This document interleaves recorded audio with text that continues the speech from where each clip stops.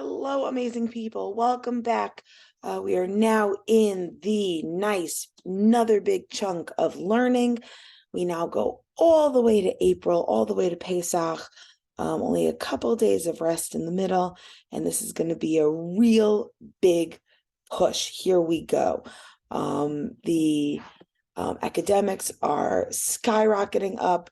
The topics that we are learning about are getting more abstract, more in-depth, and the math is going to get more complicated and exciting. I happen to like it. I think of it like a puzzle. Let's just jump right on in with what's going on. Here we go. All right, so tonight, little housekeeping. We're going to talk about water bottles and snacks, of course. We're going to talk about the next Foundations 8, our social emotional learning and our habits, and book baggies that we started before vacation. So water bottles, snacks. Water bottles have to come to school. It's really important. We let the kids drink as much as they want.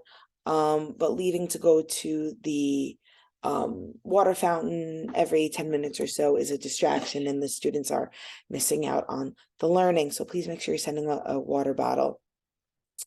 Snacks, 3 snacks a day. We want to make sure the kids are fed nice and well. No gushers, sour sticks, no candy at all whatsoever. I will not allow it. In my class, even at recess, candy can definitely stay home. Let's get into Foundations 8. Foundations 8 was handed out today. I'm going to be emailing you all. You should receive an email with actually this video on it, plus Foundations 8, the pacing calendar, and the February calendar of all the fun things that are happening in our class and in our amazing school this month. And Foundations 8 is going to be due on March 3rd. It is not so much as a difficult conceptual chapter. I wanted to give extra time for review in the glued sounds. And also we're going to be taking a little bit of time and focusing on the bossy R, the ERARIRORUR words that don't make any sense, and we are going to try and make as much sense of them as possible. So Foundations 8 is going to be all about blends. Blends are exactly what they are. It's like when you're making a drink, and you put strawberries and bananas into a blender, and you smush them together. Both are in there. You taste both of them. You taste the strawberry and the banana, but you can't separate them. So blends are when we have 2 consonants that are literally right next to each other, and you hear both sounds, but there's no vowel in between. So the examples I have here are crab. There are 4 sounds in crab. It's k, r, a, b. Crab.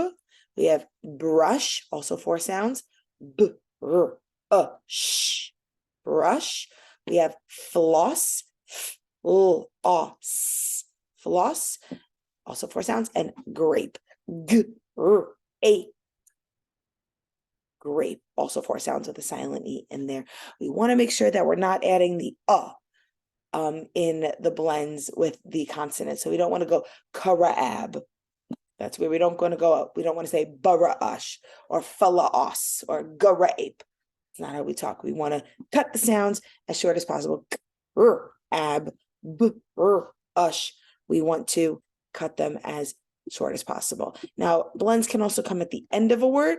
For example, you have the word best right there because these classes are the best. So we have blends that can come at the end. Also, best. Best. Best. Best. Again, we want to add and really push into that we're not adding an sound. It's not b'esata. It's best. We want to cut it as short as possible. So blends are going to be making their way in. Probably next week. Homework will be sent home that has to do with blends. And I hope that you do not need your blender when we are learning all about blends. I don't think that you will. Next, math. We are learning about fact families. This is really, really fun. This is where numbers get really fun. We're taking all these numbers now and we're moving them around. We're getting excited about them. Look at all these different ways that I can take 4, 5, and 9.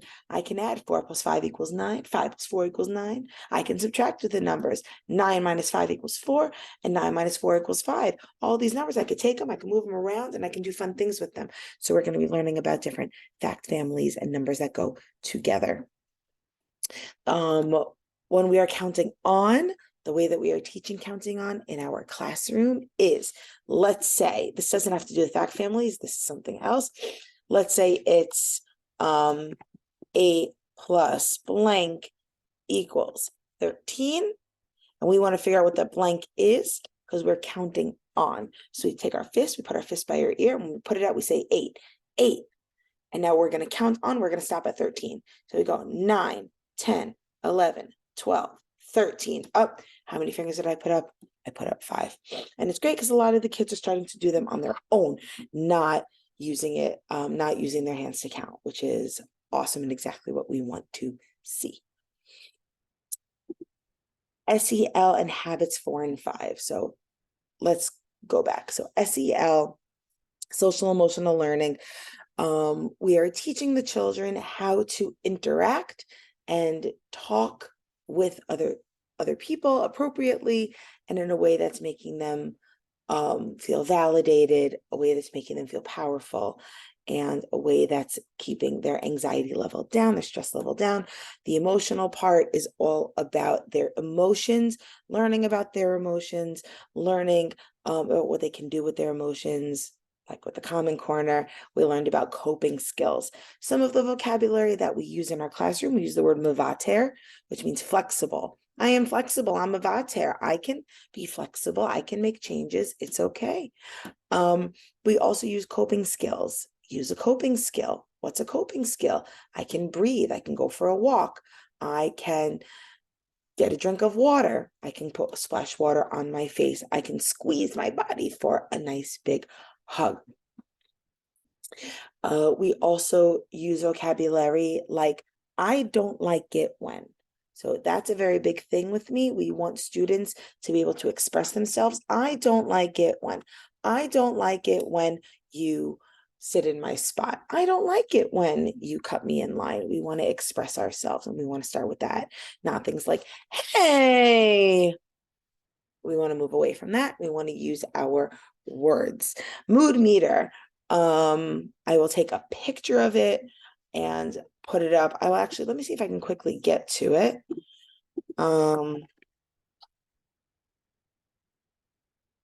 Here we go. Perfect. So this is our mood meter that we have in class. Let's see if I can get a nice big picture of this for you. This is what it looks like. Pretty much each color is a different mood. So ours has words on it, but for the sake of time, we are just going to go as quickly as possible for all of you. Red is I'm angry, I'm frustrated, I'm annoyed, I'm PO'd. Yellow is I'm happy, I'm extremely happy, I'm hyper, I'm energetic, I'm so beyond happy. Green is I'm calm, I'm tired, I'm fatigued, I'm relaxed. Blue is I'm sad, I'm depressed, I'm nervous. And we are teaching the students how to use these colors to help describe their feelings. And then it's okay, well, how are you feeling? I feel angry. I want to feel calm. Okay, well, how are we going to get there? I can use a coping skill. I can use my words. I can express to a friend of mine how I feel. I can squeeze really tight. I can take a deep breath. I can do my mountain breathing before I go talk to my friend. So we are trying very hard to get our students to use their coping skills and their words. That's the mood meter and identifying their emotions and then going on from there and what they should do next. Before vacation, habit number 4 was think win-win. How can we, our favorite word, compromise? How can we compromise where I respect you and you get a little something, and you respect me and I get a little something out of it? So we want to think about how both of us can win, how we can both feel really happy with ourselves. Habit number 5, which we are going to be learning next week, so it's a little sneak peek. It's called seek first to understand, then be understood. I listen with my ears, my eyes, and my heart. Whoa, Mrs. Blass, that is a mouthful. How are you going to expect these students to learn this? Well, it all comes down to what we've been teaching them for the last 5 months. It's all about validation. And so now it's not only us that are validating them. Validating is not accepting it's not saying that what you're doing is right and you agree with it. It's saying that how you're feeling is okay, and that it's okay to feel what you're feeling. And I'm acknowledging the way that you're feeling. I'm acknowledging the way that you're acting, and what can we do to help you? So this is a good 2-month habit. It's fun. I listen with my ears, my eyes, and my heart. I see my friend is upset. I hear what you're saying, and I feel sorry that you're upset. How can I help you? Or I see that you are so excited. I hear that your grandma is coming from Israel on Shabbos, and you are so excited. And my heart says that I am so happy for you. I'm so excited to hear about when your grandma comes. So we want to use those things on our face and in our body and in our heart. A lot of the time we have students, we ourselves who are like this. Now we want to get those away. We really want to express and have that deeper connection with our children, with our friends. And it's something that us as adults can definitely do as well. Book baggies. So I sent home before vacation a Ziploc bag with about 4 or 5 books in them. The rules are as follows. We change them every Friday. Every Friday, students come in. If you brought your book baggie, you can change them. If you didn't bring it in, you do not get new books until the next Friday that you bring it in. So it's not that they come back on Monday with new books, with their books, and say, oh, Ms. West, can I change it now? Can't do that. But the the book change date is on Fridays. Unless they bring back the books, they don't get new books. I buy these books with my own money. I take it very seriously. Also, I have not won the lottery yet, so I can't just go out and just buy new books whenever I feel like it, even though I would really love to do that and just live at Barnes and Noble. That would be like fun. But I can't, so I expect, that we're sharing, and if I give you something, that it comes back. So you bring the books back, and then I can give you new ones, and you can enjoy for the week. And then you bring them back on Friday. So Fridays we exchange books. I want to leave you all with a little thought. I saw this video and I thought it was very, very important as we think about our children and our students and how we are with them. So I hope that it resonates with you as much as it does with me. Now, he is a parent of a 2-year-old, but this is definitely the same when it comes to being a parent of a 6-year-old, an 8-year-old, a 10-year-old, a 20-year-old, even friends, and definitely something that I've been doing as a teacher. And I hope that it resonates with you.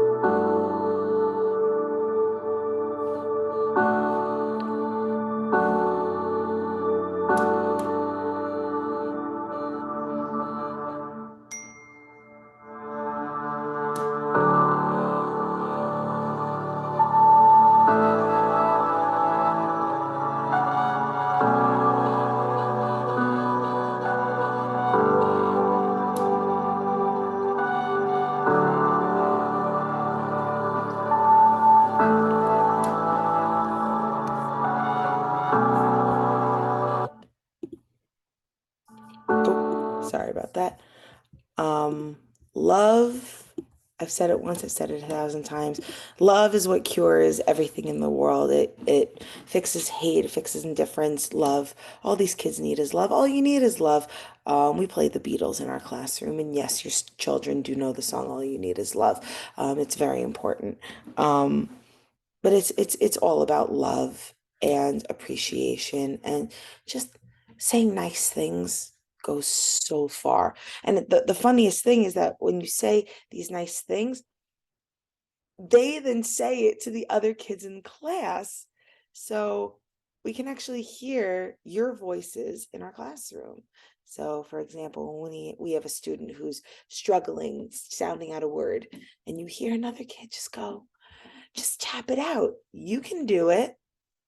You got this. I have faith in you. Whoa. That parent that read with that child, that worked with that child, my gosh, I heard you. We heard you. And it sticks and it resonates. You get more with honey than you do with vinegar. So that's my ending mushel to all of you. Love you all so super much. And we are going to have an amazing rest of the year. And buckle up and love your amazing children. Have a great night.